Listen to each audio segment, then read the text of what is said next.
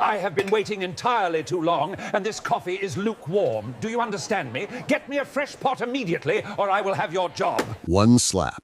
That's all it took to shatter the silence of an ordinary Tuesday morning. When wealthy businessman Richard Thornton raised his hand against 67-year-old Dorothy Hayes in that crowded diner, he thought he knew exactly who he was dealing with. A nobody he could humiliate without consequence. He saw an elderly black woman in a simple waitress uniform, someone the world had taught him to overlook, to dismiss, to disrespect. But what Richard Thornton didn't know, what he couldn't have possibly known as his palm connected with her weathered cheek, was that Dorothy Hayes wasn't just anyone's mother. And the son who would soon learn what happened to his mama? Oh, let's just say he had the power to turn Richard Thornton's entire world upside down. This is the story of one man's arrogance, one woman's dignity, and the reckoning that came when privilege finally met its match. Dorothy Hayes had been waking up at 4:47 a.m. for the past 19 years. Not 4:45, not 4:50, but 4:47 exactly. It was the precise amount of time she needed to shower, dress in her pale blue waitress uniform, brew a single cup of coffee in her small kitchen, and catch the 5:32 bus that would deliver her to Mabel's diner by 6:15 a.m., 15 minutes before her shift officially began. She liked those 15 minutes. They were hers alone. Time to tie her apron, refill the sugar dispensers, and arrange the daily specials on the chalkboard in her careful handwriting. The younger waitresses often arrived in a rush, fumbling with their orders and forgetting which regulars took cream in their coffee. But Dorothy never forgot. Mr. Patterson wanted his eggs over easy with crispy bacon. Mrs. Chen preferred hot water with lemon before her meal. The construction workers at Table 7 always ordered the same thing: 4 coffees, black, and whatever pie was fresh. Dorothy took pride in remembering. In a world that had spent decades trying to make her invisible, remembering people's preferences was her quiet rebellion. It said, "I see you. You matter." The diner itself sat on the corner of Ashford and Main, a relic from the 1950s with red vinyl booths, a black and white checkered floor, and a long formica counter where solo diners could sit and watch Mabel work the grill. The neon sign outside, Mabel's Diner, good food, good folks, flickered on the second O in good and had done so for at least a decade. Nobody bothered fixing it. It had become part of the charm. For Dorothy, Mabel's was more than a workplace. It was community. It was the place where she'd worked her way up from dishwasher to head waitress. It was where she'd celebrated her son Marcus's high school graduation with a slice of Mabel's famous peach cobbler. It was where regulars had quietly passed her envelopes of cash when Marcus got his scholarship to law school, refusing to let her pay them back. "That boy's going places," they'd said. "We're investing in the future." They'd been right. Marcus had graduated top of his class, passed the bar on his first attempt, and now, at 34, he was, well, Dorothy didn't like to brag, but her son had done well for himself, very well. She kept a newspaper clipping in her locker, the announcement of his latest appointment, but she rarely showed it to anyone. She didn't need to prove anything. She knew her son's worth, just as she knew her own. This particular Tuesday morning started like any other. Dorothy arrived at 6:15, tied her apron, checked the coffee situation. The morning rush would start soon. The construction crews, the nurses ending night shifts at St. Mary's Hospital, the office workers grabbing breakfast before the commute. But there was something different in the air that morning. Dorothy felt it the moment she glanced through the front window and saw the sleek black Mercedes pulling into the parking lot. It was too expensive for this neighborhood, too polished for Mabel's cracked asphalt lot. When the driver's door opened and a man in a tailored navy suit emerged, checking his watch with visible irritation, Dorothy's stomach tightened with an old, familiar wariness. She'd seen that look before, that particular expression of contempt that some people wore when they found themselves in neighborhoods they considered beneath them. The way his eyes swept over the diner's exterior, his lip curling slightly, as if the very act of entering would contaminate him. Richard Thornton was having what he would later describe as the worst morning of his goddamn life. His usual breakfast spot in the business district was closed for renovations. His driver had called in sick. His assistant had booked him for a meeting on the wrong side of town, and now his phone was at 7% battery. When he'd spotted the diner, it wasn't relief he felt. It was resignation. This would have to do. He entered Mabel's diner the way a king might enter a peasant's hovel, with barely concealed disgust and the expectation that everyone should feel honored by his presence. Dorothy was refilling Mr. Patterson's coffee when she felt the shift in atmosphere. The door chime rang, and several of the regulars glanced up, then quickly down again. She turned to see the man in the navy suit sliding into a booth by the window, his fingers already drumming impatiently on the table. She took a breath, grabbed a menu, and walked over with her practiced smile. "Good morning, sir. Welcome to Mabel's. Can I start you off with some coffee?" Richard Thornton didn't look up. "Coffee, black, and make it quick. I don't have all day." Something in his tone made the hair on Dorothy's neck stand up, but she'd dealt with difficult customers before. She'd dealt with much worse than difficult. "Of course, I'll be right back with that." As she turned to walk away, Richard Thornton's voice cut through the diner's morning chatter. "And try not to spill it. I'm wearing a $3,000 suit." Several heads turned. Dorothy's hand tightened on her order pad, but she didn't respond. She simply walked to the coffee station, poured a fresh cup, and returned to his table with steady hands. "Here you are, sir. Are you ready to order, or would you like a few more minutes?" Richard barely glanced at the menu. "What do you recommend?" "The pancakes are fresh this morning, and our Western omelet is very popular. Does it look like I eat at places like this regularly? Just bring me egg whites, dry wheat toast, and fresh fruit. And I mean fresh. If I see a single bruise on those berries, you're taking it back." Dorothy wrote down the order, her face carefully neutral. "We'll do our best, sir." "Your best?"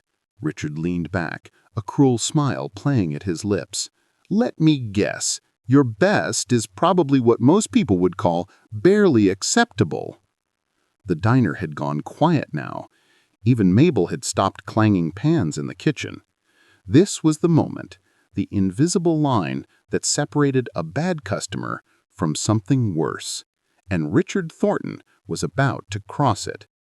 Dorothy Hayes, who had endured decades of disrespect with grace, who had raised a son to be better than the world that tried to diminish them both, who had worked every single day with dignity despite every attempt to strip it from her, Dorothy Hayes looked at Richard Thornton and saw exactly what was coming.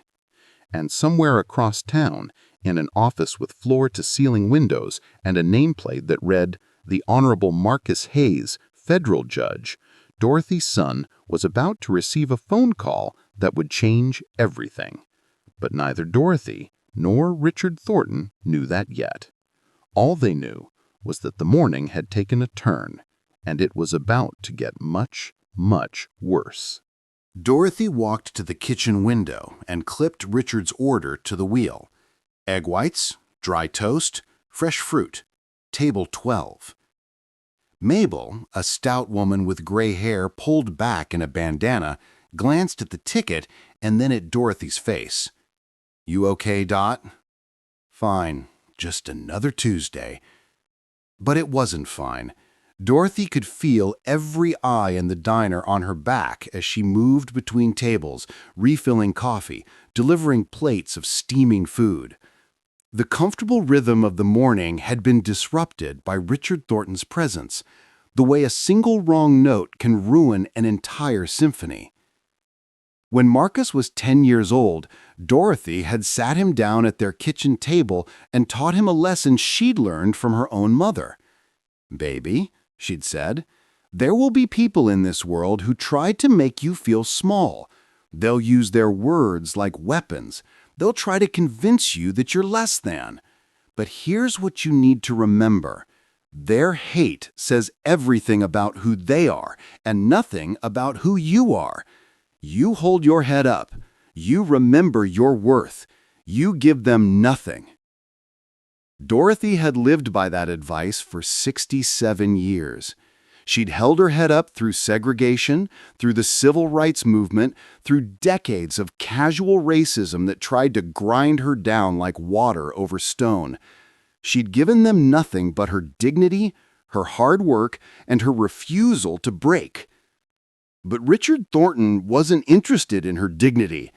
He was interested in an outlet for his frustration, and Dorothy Hayes had made the mistake of being black, female, and in his line of sight. Mabel prepared his order with care: perfectly cooked egg whites, toast golden at the edges, a bowl of strawberries, blueberries, and melon that she'd cut herself that morning. Dorothy carried it to his table, set it down gently. "Here you are, sir. Is there anything else I can get you?" Richard stared at the plate as if she'd served him garbage. He picked up his fork, prodded the egg whites, then set the fork down with a sharp clink. "This is cold." Dorothy blinked. She'd brought it directly from the kitchen. Steam was still rising from the eggs. "I just brought it from— Are you calling me a liar?" Richard's voice rose. "I said it's cold. I don't care what you think. Take it back." Dorothy felt the familiar tightening in her chest, the sensation of being pushed toward a cliff edge. But she kept her voice level. "Of course, sir. I'll have Mabel warm it up for you."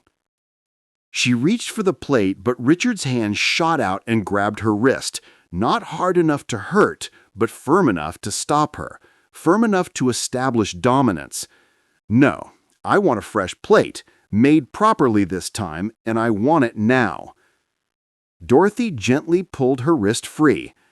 "I understand. I'll put in a new order right away." As she turned to leave, Richard's voice followed her. "And tell that cook of yours that if she can't handle simple egg whites, maybe she should find a new profession, though I doubt anyone's hiring at her age." Mabel heard that one. Dorothy saw her knuckles go white around the spatula she was holding. But Mabel, like Dorothy, had learned long ago how to swallow rage and keep working. She prepared another plate in silence while Dorothy busied herself with other tables, avoiding the sympathetic looks from the regulars who'd witnessed the exchange.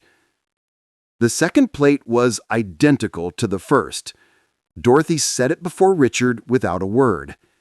He took one bite, then another. Then he set down his fork and looked up at her with theatrical disappointment. "The toast is barely warm. The fruit looks like it's been sitting out. And honestly," he made a show of pushing the plate away, "I've lost my appetite. The service here is so appalling I can't even enjoy a simple breakfast." Mr. Patterson, sitting at the counter, spoke up. "Ma'am's been serving food here for 19 years. Ain't never had a complaint." Richard turned his cold gaze to the older man. "Well, I'm complaining now, and frankly, that should tell you something about the standards in this establishment." He looked back at Dorothy. "I want to speak to the manager." "I can get Mabel. I don't want to speak to the cook. I want to speak to whoever owns this place, someone who actually understands customer service." Dorothy's voice remained steady, though her heart was pounding. "Mabel owns the diner, sir. She's the owner and the cook." "Of course she is. Of course this place is run by—" He trailed off, but everyone in the diner understood what he'd left unsaid. "You know what? Forget it. I wouldn't expect competence from a place like this. Just bring me my check." "Sir, you barely touched your—" "I said bring me the check." Richard's palm slammed down on the table, rattling the silverware. The entire diner flinched. Dorothy walked to the register with shaking hands, printed the check, and returned to his table. $12.47, sir." Richard pulled out his wallet with exaggerated slowness, withdrew a $20 bill, and tossed it on the table. Not handed it to her, tossed it, the way you might toss a treat to a dog. "Keep the change. God knows you probably need it more than I do.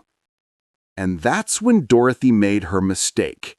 That's when 19 years of swallowing disrespect, 67 years of being made to feel less than, came bubbling to the surface.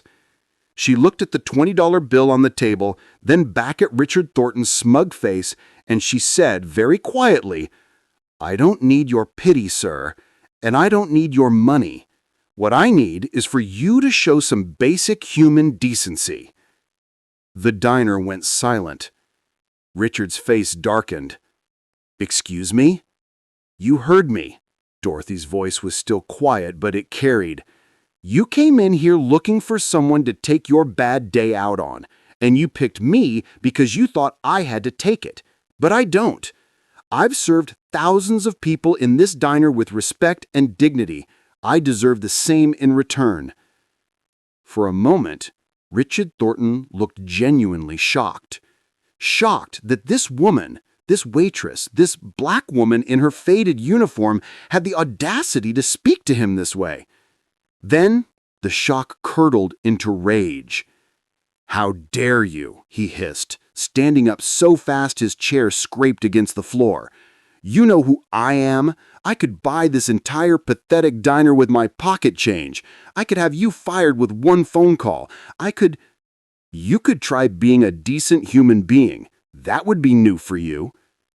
That's when Richard Thornton slapped her. The sound cracked through the Mabel diner like a gunshot. Her head snapped to the side, her hand flying to her cheek. For a moment, the world seemed to freeze. Every customer half risen from their seats, mouths open in shock. Mabel standing in the kitchen doorway with her hand over her heart. And Officer Tim Brady, who'd been sitting at the counter enjoying his morning coffee, trying to decide whether he should intervene before things escalated, now had no choice.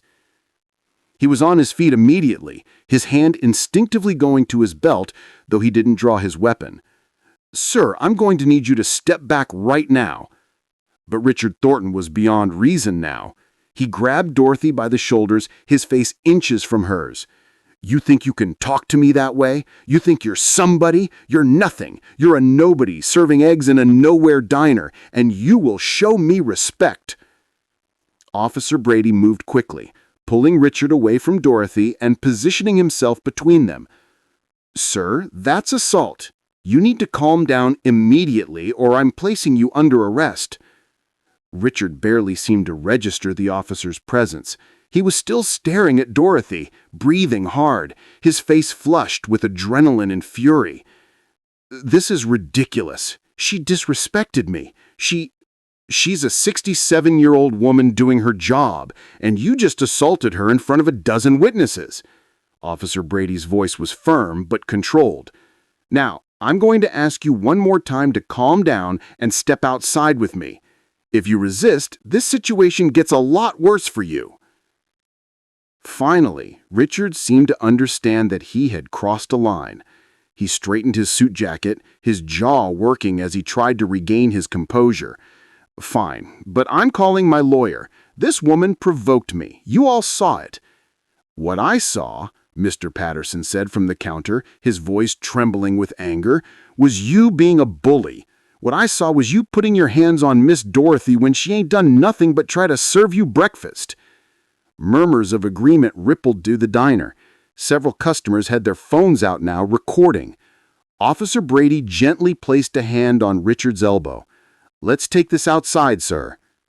As they moved toward the door, Richard called back over his shoulder, "You haven't heard the last of this. I know people, important people. By the time I'm done with this dump, you'll all be—" The door swung shut behind them, cutting off his threats.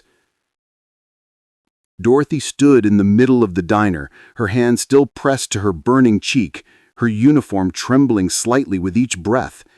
Mabel rushed over, wrapping an arm around her. "Dot, honey, sit down. Let me get you some ice." But she shook her head. Her voice, when she spoke, was barely a whisper. "I need to call my son." The phone in Judge Marcus Hayes's chambers rang at exactly 8:47 a.m. His clerk, Jennifer, poked her head through the door. "Your Honor, It's your mother on line 1. She says it's urgent." Marcus felt his stomach drop. His mother never called him at work. Never. She respected his time, his position, his busy schedule. If she was calling now...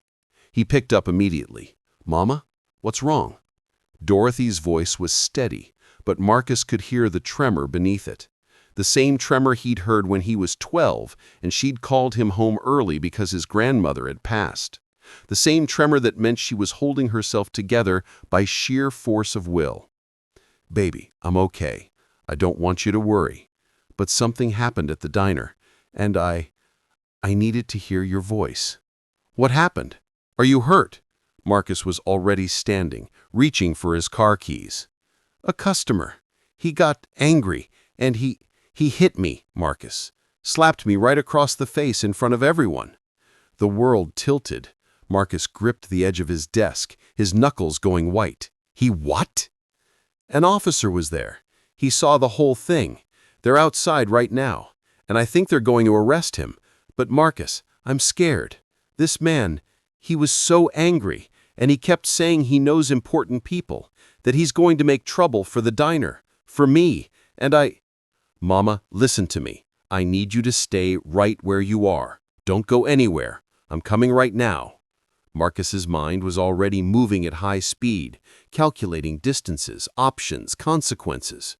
Did the officer get this man's name?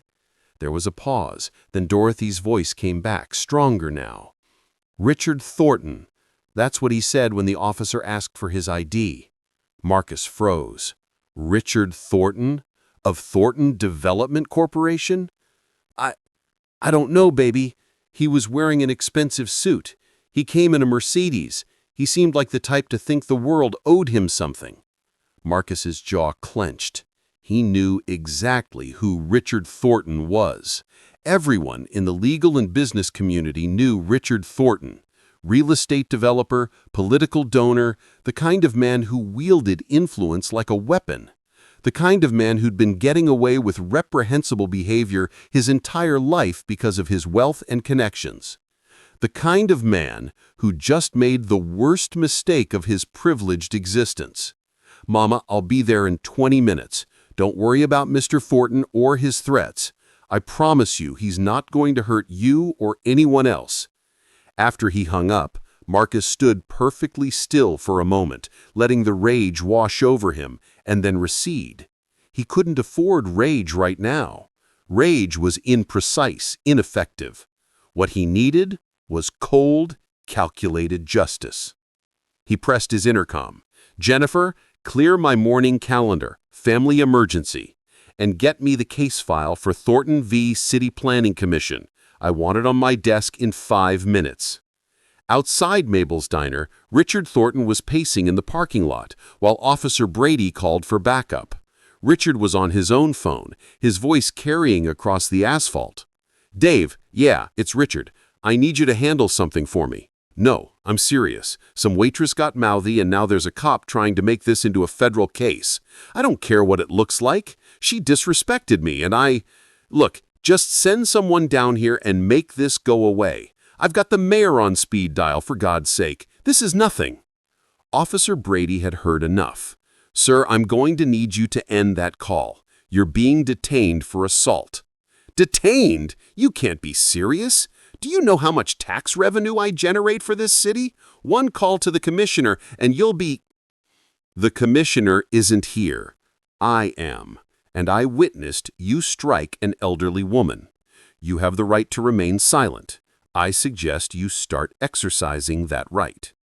Inside the diner, Dorothy sat in a booth with ice pressed to her cheek, surrounded by concerned regulars.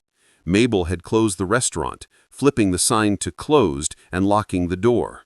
Everyone was talking at once, offering to be witnesses, expressing outrage, cursing Richard Thornton's name. But Dorothy was quiet, lost in thought.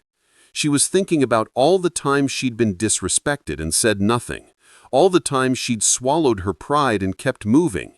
She'd done it to survive, to keep her job, to make sure Marcus had what he needed to succeed. And Marcus had succeeded, more than succeeded.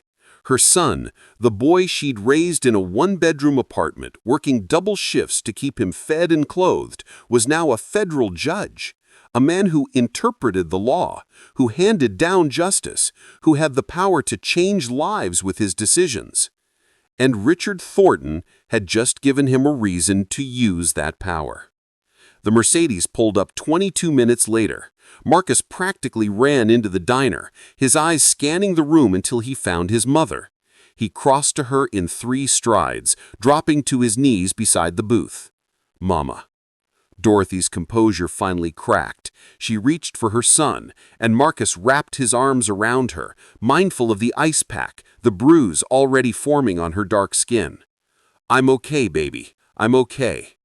"No." Marcus's voice was hard as steel. "You're not okay, and he's not getting away with this."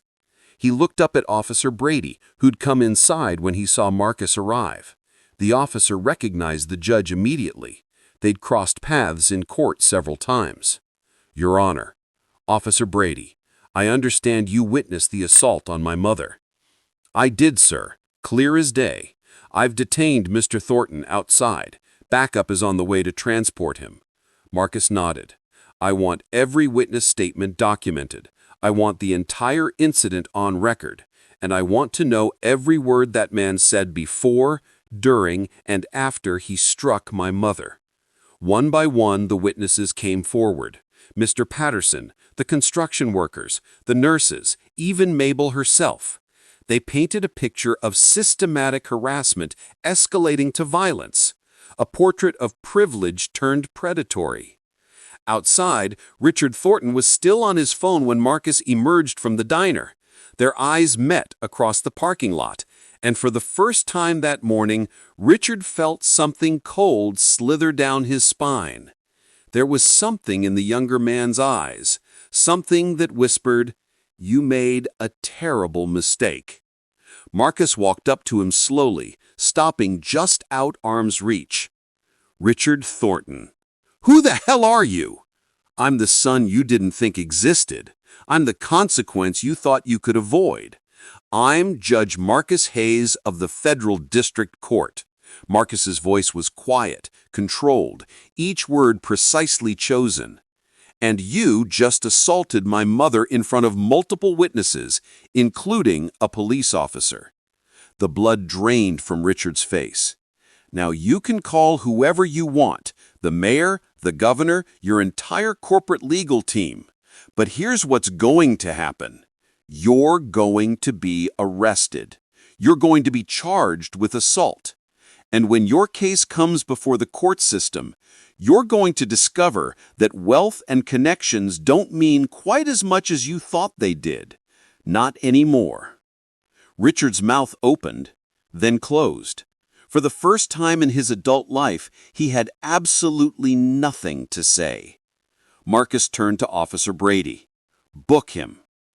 As the backup patrol car pulled up and officers moved to cuff Richard Thornton, Marcus walked back into the diner, back to his mother, back to the woman who taught him that dignity was something no one could take from you, only something you could choose to give away. And Dorothy Hayes had never given hers away, not once, not ever. 3 months later, Dorothy Hayes stood in Federal Courtroom 6B, watching as Richard Thornton received his sentence. 30 days in county jail, 500 hours of community service, specifically working in soup kitchens and homeless shelters, places where he'd be forced to see the humanity in people he'd spent a lifetime dismissing. A $50,000 fine donated to organizations fighting racial discrimination, and a permanent mark on his record that no amount of money could erase. But more than that, Richard Thornton lost something he'd valued even more than his freedom, his reputation. The video from that morning at Mabel's diner had gone viral. Multiple witnesses had recorded the incident on their phones, and within 48 hours, Richard Thornton's face was plastered across every social media platform, every news outlet, every conversation about racism in America. His company lost 3 major contracts. His business partners distanced themselves. His country club membership was suspended pending review. The court of public opinion had rendered its own verdict. But for Dorothy, the resolution wasn't about revenge. It was about something deeper. 2 weeks after the incident, she'd received a letter, handwritten, on expensive stationery, mailed to the diner. Inside, a single sentence. "I'm sorry for what I did. I have no excuse." It wasn't signed, but Dorothy knew who'd sent it. She'd folded the letter carefully, placed it in her locker next to the newspaper clipping about Marcus's appointment, and gone back to work. Because that's what Dorothy Hayes did. She showed up. She served breakfast to construction workers and nurses and anyone else who walked through those doors. She remembered how people liked their coffee. She made them feel seen. And slowly, the bruise on her cheek faded. But the impact of that morning reverberated far beyond Mabel's diner. Marcus Hayes, already respected as a fair and principled judge, became a powerful voice in discussions about racial justice. He spoke at law schools about implicit bias. He wrote articles about the ways the legal system failed to protect vulnerable populations. He used his platform, his position, his power, not to elevate himself, but to amplify voices like his mother's. Mabel's diner became something of a local landmark. People came from across the city to eat there, to meet Dorothy, to hear the story of the woman who'd stood up to a bully and won. The diner's business tripled. Mabel hired 3 new waitresses and finally fixed that flickering neon sign. And Richard Thornton? He completed his community service in silence. No more threats, no more phone calls to powerful friends, just a man serving meals to homeless veterans, cleaning dishes in soup kitchens, slowly, perhaps, beginning to understand the humanity he'd spent a lifetime ignoring. One day, near the end of his service hours, Dorothy walked into the shelter where Richard was working. She didn't announce herself. She just got in line like everyone else, waited her turn, and when she reached the front, Richard looked up from the serving station and froze. They stared at each other for a long moment. Then Dorothy held out her plate. "I'll take the chicken, please." Richard's hand trembled as he served her. "Ms. Hayes, The chicken, Mr. Thornton." He placed a portion on her plate. Dorothy took it, nodded once, and walked to a table where she sat and ate with people who had nothing, people who Richard had once considered invisible. When she finished, she returned her plate to the dish station. Richard was there, scrubbing pans, his expensive watch removed, his sleeves rolled up, and his hands red from hot water. Dorothy paused beside him. "My son wanted me to hate you, wanted me to push for the maximum sentence, to make sure you suffered as much as possible." Richard didn't look up. "I would have deserved it." "Maybe, but that's not who I am. That's not who my mother raised me to be." Dorothy's voice was gentle but firm. "What you did was wrong. The way you've treated people your entire life has been wrong. But you're still a human being, Mr. Thornton, which means you still have the chance to be better.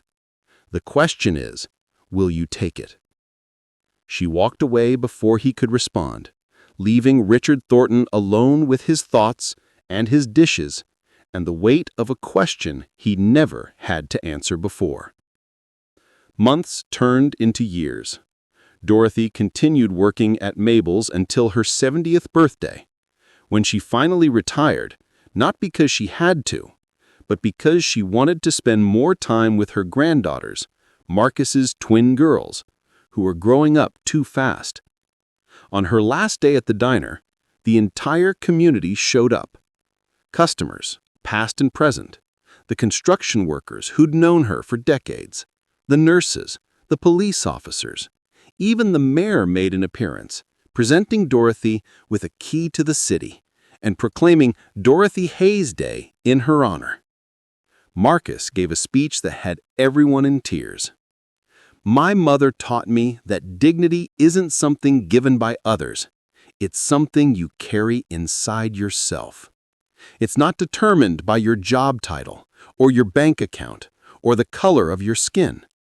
It's determined by how you treat people when no one's watching, by whether you show up, by whether you do the work even when the work is hard." He looked at his mother, standing beside him in her pale blue uniform for the last time.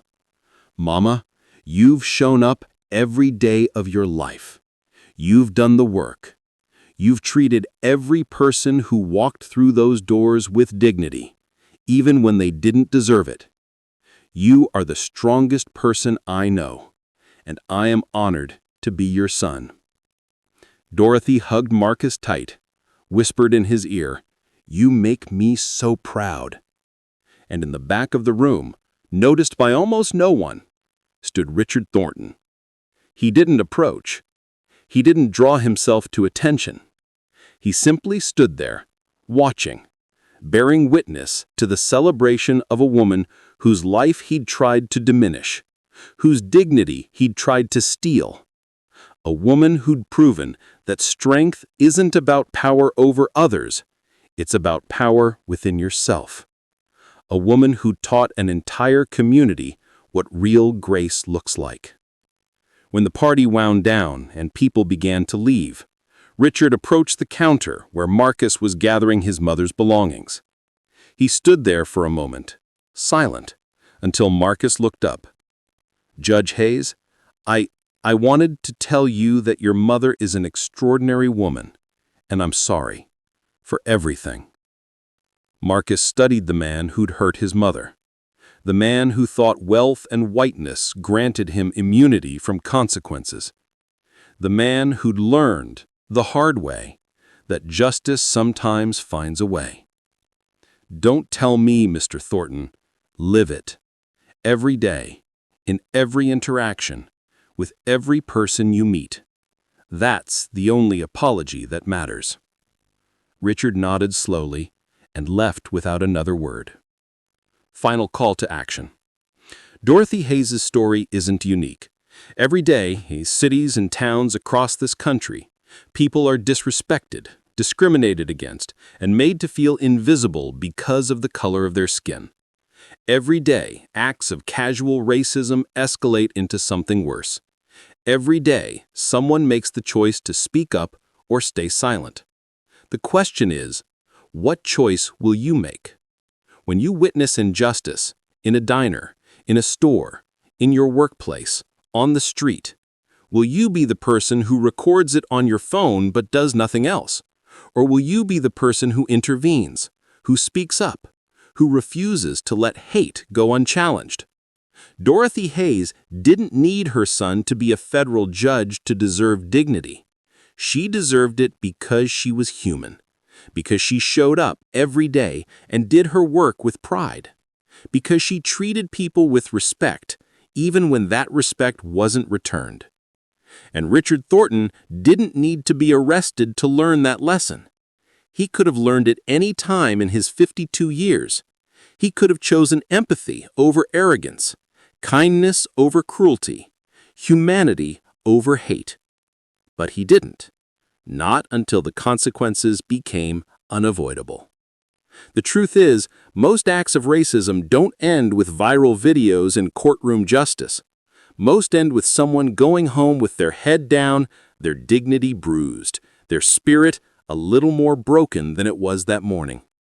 Most end with the aggressor walking away consequence-free, never having to confront the pain they caused. That's why stories like Dorothy's matter. That's why we need to share them, discuss them, learn from them. Not because we want to shame anyone, but because we want to